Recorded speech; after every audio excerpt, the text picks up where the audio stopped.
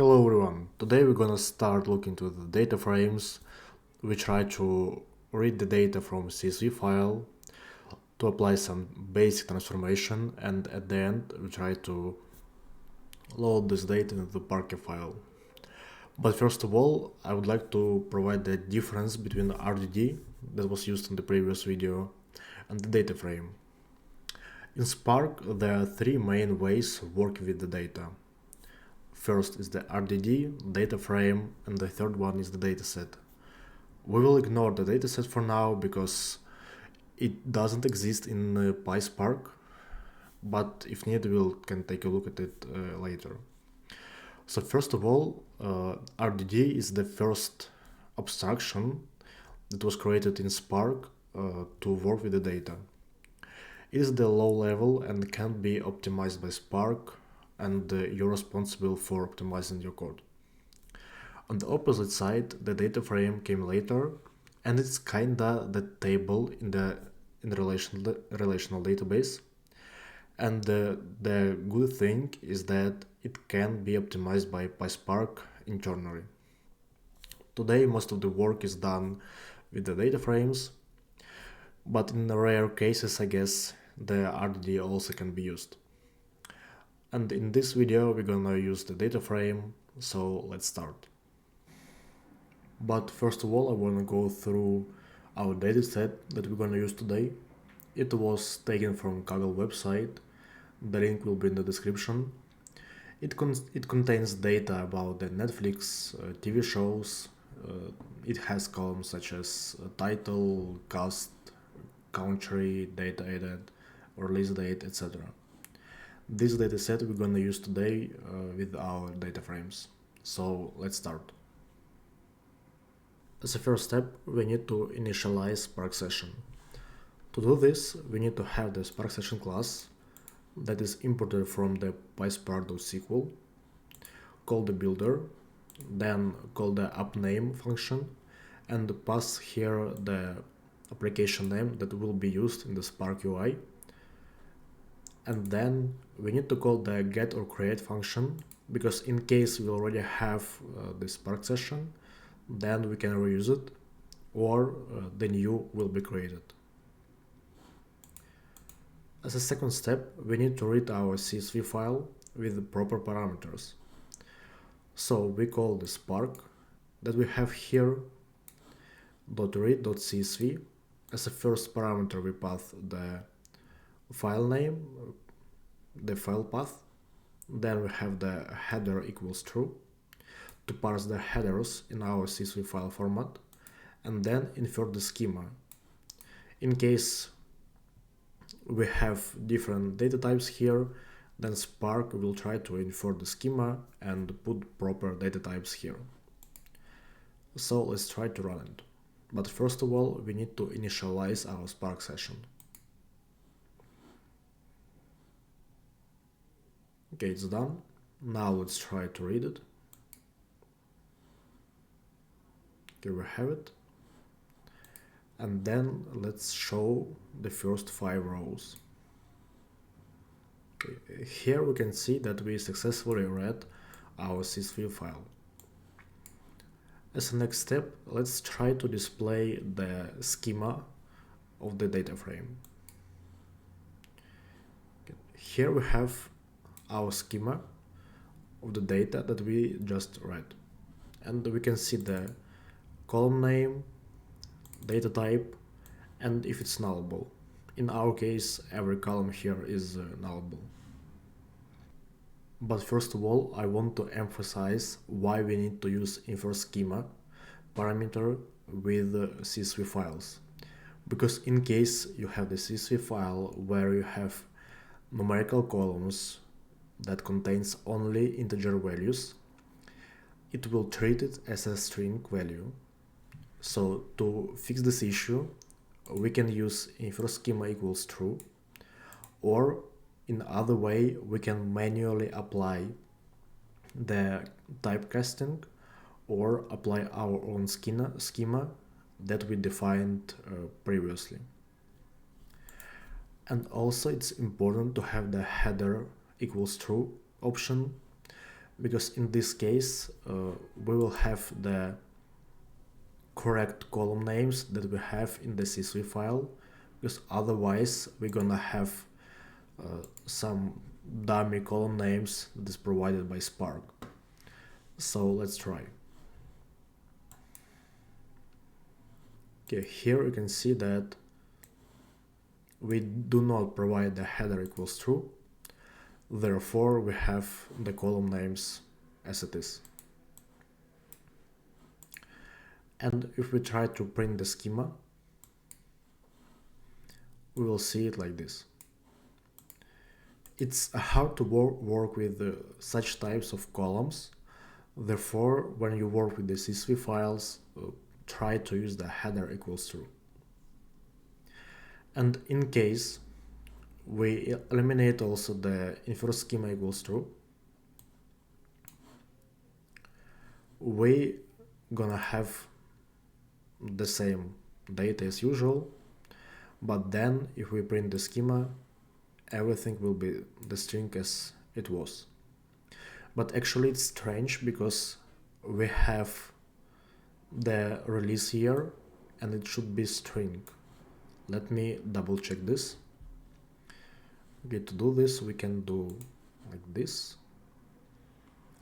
We can reuse this data frame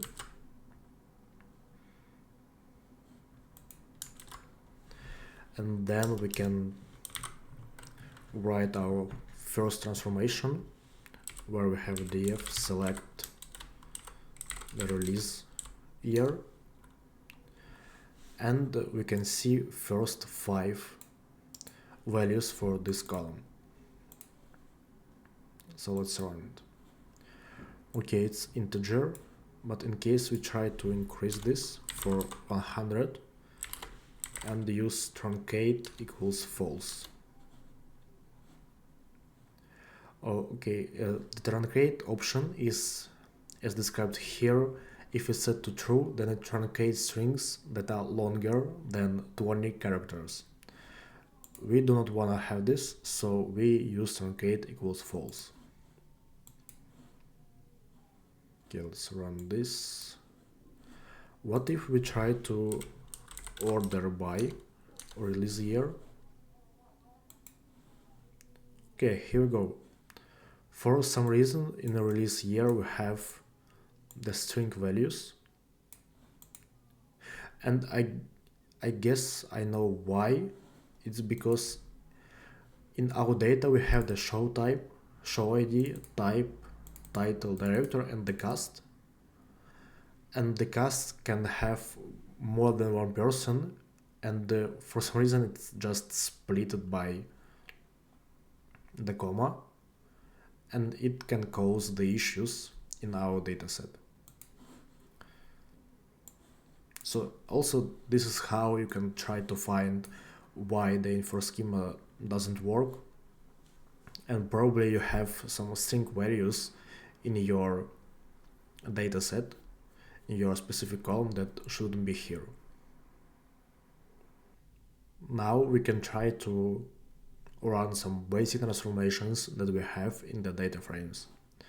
So first of all, as we already saw, it was the select option.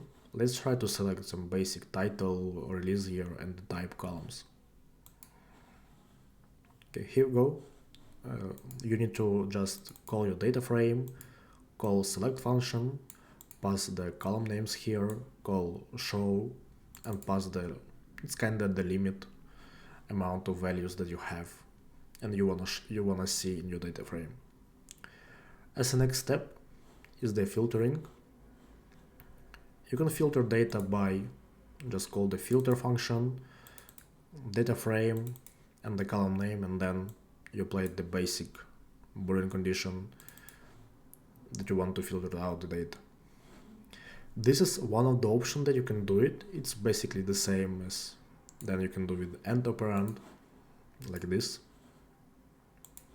Here we can see the data, but I would recommend to use kind of PySpark way of doing this. For this purpose we need to implement to do this. We can import the PySpark.sql.functions sf. It means that we importing all the functions that we have in the PySpark and we can use it. So for example, let's try to rewrite this filter. Let me copy paste it and pass it here. So instead of this, calling the data frame and the column name, you can try to write this like f.call and the release here. So basically we need to return the type column here. Here we pass the column name that we want to use. And in case it doesn't exist, it will fail, but in our case it exists. So I would recommend to use this way when you try to filter out the data and pass the column names here. So let's run it.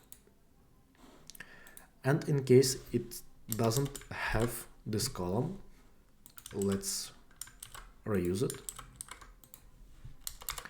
Let's remove the release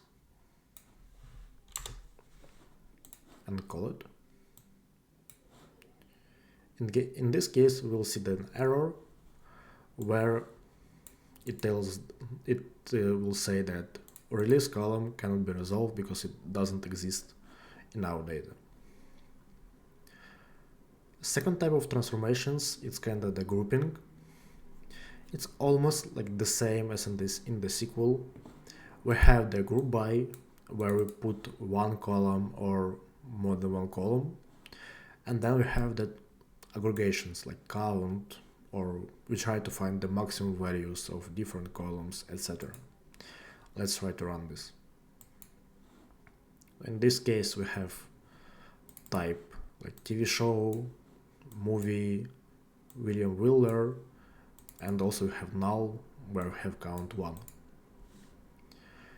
As a next step, we can also add the order by after the aggregation functions. Actually, order by can be used not only after aggregation function, but after any transformations. So let's run this. Okay, here we go. We grouped by our data by release date. As you can see here, we have incorrect data because for some reason we already find out why. We have the country name, full date, the duration of the film,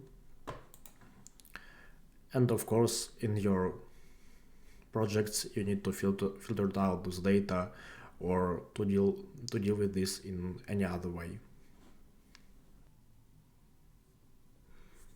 As a next step, we want to save our data somewhere, and for the file format I would recommend to use the Parquet file format because it's a columnar storage. It's optimal for the analytical queries. It can have the compressions that reduce the file size. Also to preserve the schema, and beside that it works with partitions that is ideal for big data, for example. To do this, we need just to have our data frame, call write, and Parquet file format. In this case, it's just a function, and provide the location where the files will be stored. So let's run it. Here we have it. Then we have the output, and we have our data here. We see the Parquet file formats, Parquet files actually, and the success that files in the metadata. To verify this, it's also easier to read the Parquet file formats because we need just spark.read.parquet and provide only the path to our files.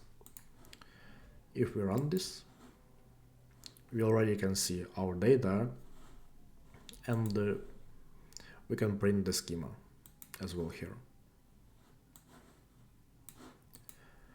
So that's it. Thank you for watching. The code will be on the GitHub, and the link to the GitHub and the dataset will be also provided to the descriptions.